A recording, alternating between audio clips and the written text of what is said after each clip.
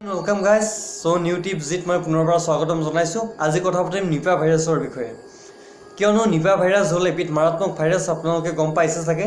Nipah virus মানৱ দেহত যেতিয়া সোমায় তেতিয়া ই লাহে লাহে মানৱ দেহৰ অংগবিলাক বিচল কৰে, বিস্তৰ ক্ষতি সাধন কৰে আৰু বহু লোক বৰ্তমান কেৰালাত মৃত্যুমুখত পৰিছে।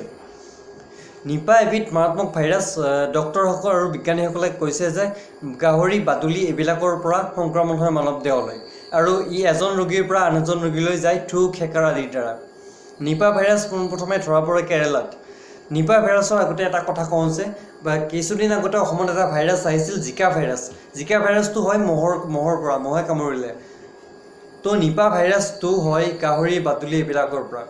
পোনপ্ৰথমে নিপা ভাইৰাছটো কেৰালাত চিনাক্তকৰণ হয়। তাত ডক্টৰ আৰু নাৰ্ছসকলে চিকিৎসাৰত অৱস্থাত এগৰাকী নাৰ্ছ, এগৰাকী ধাত্ৰী কৰ্মৰত অৱস্থাত ৰোগীৰ দেহৰ পৰা তেওঁৰ গালৈকে নিপা ভাইৰাছ বিয়পে আৰু তেওঁ মৃত্যুবৰণ কৰে। নিপা এবিধ তেনে ভাইৰাছ, ই জীৱ জন্তুৰ দেহৰ পৰা মানৱ দেহলৈ আহি লাহে লাহে অংগসমূহ অচল কৰি দিয়ে। ৱৰ্ল্ড হেল্থ অৰ্গেনাইজেশ্যনৰ মতে পোনপ্ৰথমে মালয়েছিয়াত পোৱা গৈছে। তাত ৰোগীসকলক পৰীক্ষামূলক গৱেষণাৰ ফলত গম পোৱা গৈছে যে তাত গাহৰিৰ পৰা এইবিধ ভাইৰাছ বিয়পিছিল ৰোগীসকলৰ দেহলৈকে। মালয়েছিয়াৰ পৰা বাদুলিৰ যোগেদি বাংলাদেশলৈকে এইবিধ ভাইৰাছ আহিল আৰু বাংলাদেশৰ পৰা বাদুলিৰ যোগেৰে ভাৰতলৈ, কেৰালালৈকে এইবিধ ভাইৰাছ অহা বুলি সন্দেহ কৰিছে। এইবিধ ভাইৰাছ বহুত ক্ষতিকাৰক হয়, গতিকে আপোনালোক সকলোৱে সাৱধান হোৱা উচিত যাতে বেলেগ অন্য ৰোগীৰ পৰা আমাৰ তাত একো থু, খেকাৰ আদিৰ দ্বাৰা এবিধ ভাইৰাছ নিবিয়পে। কিয়নো এইবিধ ভাইৰাছৰ একো প্ৰতিষেধক এতিয়ালৈকে আজিৰ তাৰিখলৈকে উলিয়াব পৰা নাই দৰাচলতে। মই দুটামান অসমৰ নিউজ চেনেলৰ সৰু সৰু ভিডিঅ' ক্লিপ এড কৰিছোঁ, আপোনালোকে চাওক। গতিকে থেংক ইউ, ধন্যবাদ আজিৰ কাৰণে। থেংক ইউ ভিডিঅ'টো চোৱাৰ বাবে, ধন্যবাদ। জিকাৰ পিছত এইবাৰ নিপা, দেশত নতুন ভাইৰাছৰ আতংক। কেৰালাত ভয়াৱহ ৰূপ লোৱা এই ভাইৰাছত ইতিমধ্যে 13 জনে প্ৰাণ হেৰুৱাইছে। বিভিন্ন চিকিৎসালয়ত আক্ৰান্ত ৰোগীৰ ভিৰ। উদ্বিগ্ন নতুন দিল্লীৰ স্বাস্থ্য মন্ত্ৰালয়। ঘনে ঘনে বহিছে শীৰ্ষ বিষয়াসকলৰ বৈঠক। এই অচিন ৰোগে যাতে মহামাৰীৰ ৰূপ ল'ব নোৱাৰে তাৰ বাবে ইতিমধ্যে কেৰালাত হাই এলাৰ্ট জাৰি কৰা হৈছে। পৰিস্থিতি অনুযায়ী দেশৰ অন্যান্য ৰাজ্যসমূহকো সতৰ্ক হৈ থকাৰ নিৰ্দেশ দিয়া হৈছে। অত্যন্ত সংক্ৰামক এই নিপা ভাইৰাছ।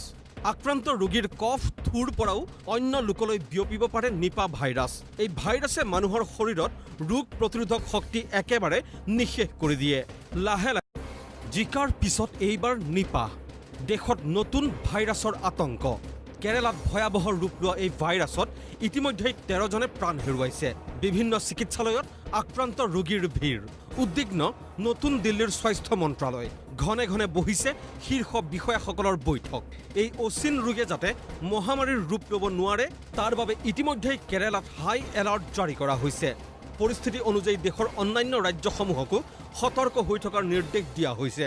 অত্যন্ত সংক্ৰামক এই নিপা ভাইৰাছ। আক্ৰান্ত ৰোগীৰ কফ, থুৰ পৰাও অন্য লোকলৈ বিয়পিব পাৰে নিপা ভাইৰাছ। এই ভাইৰাছে মানুহৰ শৰীৰত ৰোগ প্ৰতিৰোধক শক্তি একেবাৰে নিঃশেষ কৰি দিয়ে। লাহে লাহে হৈ থকাৰ নিৰ্দেশ দিয়া হৈছে। অত্যন্ত সংক্ৰামক এই নিপা ভাইৰাছ। আক্ৰান্ত ৰোগীৰ কফ, থুৰ পৰাও অন্য লোকলৈ বিয়পিব পাৰে নিপা ভাইৰাছ। এই ভাইৰাছে মানুহৰ শৰীৰত ৰোগ প্ৰতিৰোধক শক্তি একেবাৰে নিঃশেষ কৰি দিয়ে। তাৰ বাবে ইতিমধ্যে কেৰালাত হাই এলাৰ্ট জাৰি কৰা হৈছে। পৰিস্থিতি অনুযায়ী দেশৰ অন্যান্য ৰাজ্যসমূহকো সতৰ্ক হৈ থকাৰ নিৰ্দেশ দিয়া হৈছে। অত্যন্ত সংক্ৰামক এই নিপা ভাইৰাছ। আক্ৰান্ত ৰোগীৰ কফ, থুৰ পৰাও অন্য লোকলৈ বিয়পিব পাৰে নিপা ভাইৰাছ। এই ভাইৰাছে মানুহৰ শৰীৰত ৰোগ প্ৰতিৰোধক শক্তি একেবাৰে নিঃশেষ কৰি দিয়ে। লাহে লাহে